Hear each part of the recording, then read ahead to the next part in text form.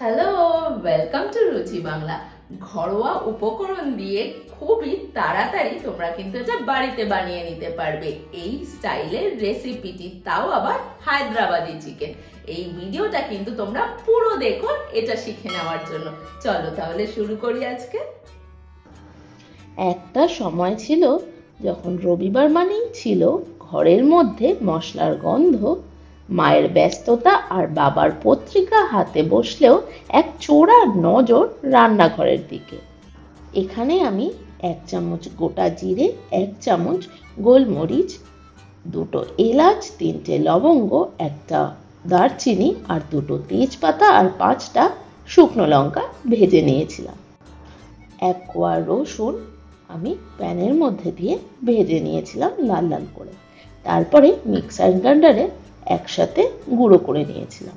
কিছুটা গুঁড়ো করে নিয়ে ছোট 1 কাপের মধ্যে 1/2 কাপ জল দিয়ে দিয়েছিলাম। তবে ঝালটা কিন্তু যে যার পরিমাণে দেবে। আমরা একটু ঝাল খেতে পছন্দ করি বলে আরও 3টে কাঁচা লঙ্কা এটার সাথে মিক্সড করে নিয়েছিলাম। সাথে দিয়ে দিয়েছিলাম 1 চামচ নুন। একটু লালচে কালার আনার জন্য আমি শুকনো লঙ্কা আরও 4টে এখানে ব্যবহার করেছিলাম, দানাগুলো বাদ দিয়ে। হায়দ্রাবাদি চিকেন কিন্তু অবশ্যই ঝাল ঝাল খেতে হয়। সেই সময় থেকে আজও বাঙালির রান্না ঘরের একটা বিশেষ জায়গা দখল করে রেখেছে চিকেন। আর তার মধ্যেও যদি বলি হায়দ্রাবাদি চিকেন, তাহলে তো আর কথাই নেই, তাই না? আজ আমি তোমাদের শোনাতে এসেছি আমার গল্প, আমার রান্নাঘরের গল্প আর হায়দ্রাবাদের সাথে আমার ভালোবাসার একটা মজার যাত্রাপথ। এবারে আমি চিকেনগুলোকে 80 গ্রাম মতন টক দই, 1 চামচ আদা বাটা আর হায়দ্রাবাদি মশলা যেটা আমি তৈরি করেছি সেটাকে দিয়ে ম্যারিনেট করে রেখে দিয়েছিলাম আধ ঘন্টা।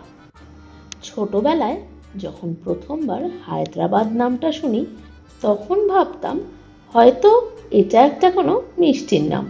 তারপর ধীরে ধীরে বুঝলাম না না, এটা এক ঐতিহ্যবাহী শহর যেখানকার রান্নার স্বাদে লুকিয়ে আছে শত বছরের ইতিহাস আর নবাবী রাজকীয়তা। আর সেই ইতিহাস যখন একটা থালায় উঠে আসে তার নাম হয় হায়দ্রাবাদি চিকেন। এটা শুধুমাত্র একটা রেসিপি না, এটা একটা গল্প, একটা অনুভূতি, একটা অভিজাত স্বাদ যা নরম মুরগির মাংস আর ঘন মশলার বন্ধনে বাঙালির হৃদয়ও পাকাপোক্ত জায়গা করে নিয়েছে। বেশ কিছুটা সাদা তেল ঢেলে দিয়ে তার মধ্যে 5টা কুচনো পেঁয়াজ লাল লাল করে ভেজে নিয়েছিলাম। আমি যখন রান্না শুরু করি তখনও জানতাম না যে রান্না এক প্রকার শিল্প, শুধু খিদে মেটানোর জন্য না, রান্না একটা ভালোবাসার প্রকাশ, একটা গল্প বলার মাধ্যম। হায়দ্রাবাদি চিকেন আমি প্রথম খাই এক বন্ধুর বিয়েতে। সেই সুগন্ধ, সেই নরম মাংস আর ঝাঁঝালো গ্রেভির স্বাদ মনে হয়েছিল যেন কোনো কবিতা খাচ্ছি। তখনই স্থির করলাম আমি এটা শিখব আর নিজের স্টাইলে বাঙালি ঘরানায় তৈরি করব। একটু ঝাল আর প্রচুর ভালোবাসা মিশিয়ে বানাবো এমন এক পদ যা খেলে সবাই বলবে আরও একবার চাই। পেঁয়াজগুলো লাল লাল করে ভেজে নেওয়ার পর 1 চামচ আদা বাটা দিয়ে দিয়েছিলাম। এবারে ম্যারিনেট করে রাখা চিকেনগুলো ঢেলে দিয়েছিলাম, ভালো করে মিশিয়ে নিয়েছিলাম। 10 মিনিট পর ঢাকনা তুলে দেখলাম মাংসগুলো জল ছাড়া শুরু করেছে, তার মানে সিদ্ধ করা শুরু হয়েছে। প্রথমে চিকেনটা ঢেলে দেওয়ার সময় কিন্তু ফ্লেমটা কিন্তু মিডিয়াম টু হাই রেখেছিলাম আমি।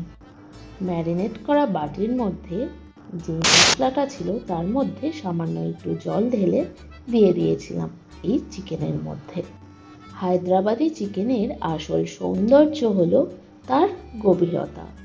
এই পদটা শুধু জিভে লাগা স্বাদের জন্য বিখ্যাত নয়, বরং তার পেছনে আছে রাজপাটের ইতিহাস, নবাবদের রান্নাঘরের গর্ব আর প্রজন্মের পর প্রজন্ম ধরে চলে আসা রেসিপির ধারাবাহিকতা।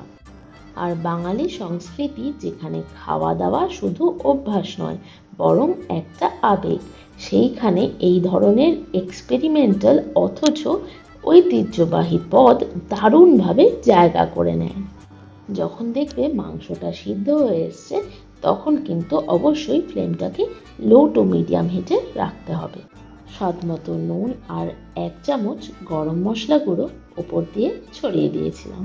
তুমি জানো, আমি যখন রান্নাঘরে ঢুকি তখন শুধু একটা রেসিপি বানাতে চাই না, যাই একটা গল্পও বানাতে।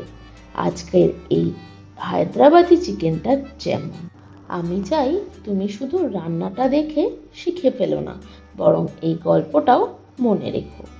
এটা আমার গল্প, তোমার গল্প, আমাদের সেই রবিবারের গল্প, যেখানে একটা প্লেট ভর্তি সুস্বাদু হায়দ্রাবাদি চিকেন ঘিরে তৈরি হয় অগণিত স্মৃতি, হাসি আর ভালোবাসা।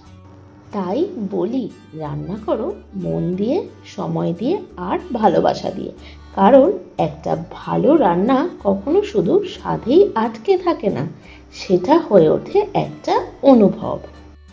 আর হায়দ্রাবাদি চিকেন, ওটা তো একেবারে হৃদয়ের খুব কাছের একটা বিষয় হয়ে দাঁড়ায়। তুমি যখন বানাবে তখন আমিও যেন তোমার রান্নাঘরে থাকি, ঠিক এই গল্পের মতো পাশে পাশে। আর যদি এই গল্পটা এবং এই রেসিপিটা তোমার ভালো লেগে থাকে, তবে কমেন্টে জানাতে ভুলো না কিন্তু। আমি কিন্তু তোমার মতামত শুনতে খুব ভালোবাসি। তোমাদের মজাদার স্মৃতির গল্প আমাদের সাথে শেয়ার করতে ভুলো না।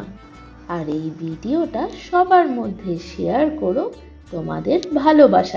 তোমার রান্নাঘর হোক মশলার গন্ধে ভরপুর আর ভালোবাসায় ভেজা। ও আরেকটা কথা, বেল আইকন টিপে চ্যানেলটিকে সাবস্ক্রাইব করে পাশে থেকো আমার চ্যানেলের নতুন রেসিপির আপডেট পেতে। এই রেসিপিটা বাড়িতে তৈরি করে নিয়ে পরিবারের সাথে ভাগ করে নিও, আমি তবে খুবই খুশি হব। আজ তাহলে এখানে শেষ করি। ভালো থেকো, সুস্থ থেকো, টাটা।